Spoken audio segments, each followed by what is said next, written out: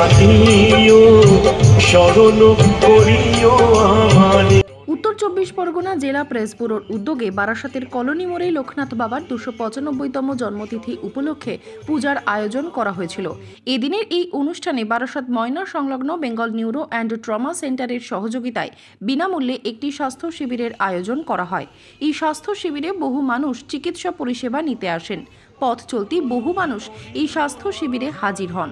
শুধু তাই নয়, এই শিবির থেকে বহু মানুষ বেঙ্গল নিউরো অ্যান্ড ট্রমা সেন্টারে আগামী দিনের চিকিৎসা পরিষেবা নেওয়ার জন্য সরাসরি হাসপাতালেও যান।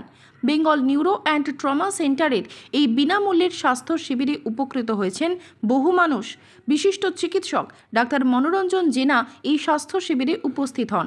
এদিন তাকে সংবর্ধনা জানান রাজ্যের খাদ্যমন্ত্রী রথীন ঘোষ।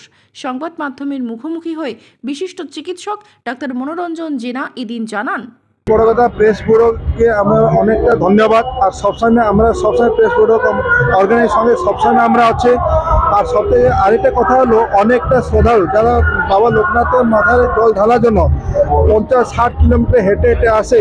মানুষ তো শরীর তো, আর ওরা উপবাস করে আসে, খাওয়া দাওয়া করে না, জল খায় না, তো হঠাৎ করে যে কোনো মানুষ অসুস্থ হতেই পারে। তা আমরা ভাবলাম সবসময় আমরা তো different kind of press conference করি, ক্যাম্প করি, হেলথ ক্যাম্প করি, কিন্তু যদি আমরা কিছু হেলথের এবার ফেসিলিটি করবো, মাঝখানে যদি কোনো লোক হাঁটতে হাঁটতে অসুবিধা যদি পড়ে বা ওর যদি অর্গান হয়তো ডিহাইড্রেশন হয়, তাহলে আমরা তখন যে ইমিডিয়েটলি এমার্জেন্সি হেলথ সার্ভিস যেটা লাগে সেই সার্ভিসটা আমরা দিতে পারবো। আর যদি প্রয়োজন পড়ে আমরা হসপিটাল খুব কাছাকাছি, হসপিটাল সেখানে ভর্তি করে বাকি ট্রিটমেন্ট কন্টিনিউ করতে পারবো।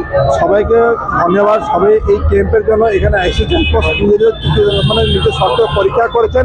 আমাদের হসপিটালের বাকি স্টাফেরাও সারাদিন এই রোদের মধ্যে বসে লোকের চিকিৎসা করেছেন। আর সবথেকে বড়, কালকে আমাদের স্বাধীনতা দিবস, সবাইকে অনেক অনেক শুভেচ্ছা দিবসের। প্লাস এই লোকনাথ বাবার যে যাত্রা শুরু হচ্ছে, সেই যাত্রাতে সবার থেকে ভালো করে সুস্থভাবে হোক, এটা আমি বাবার কাছে আমি প্রার্থনা করছি। ধন্যবাদ।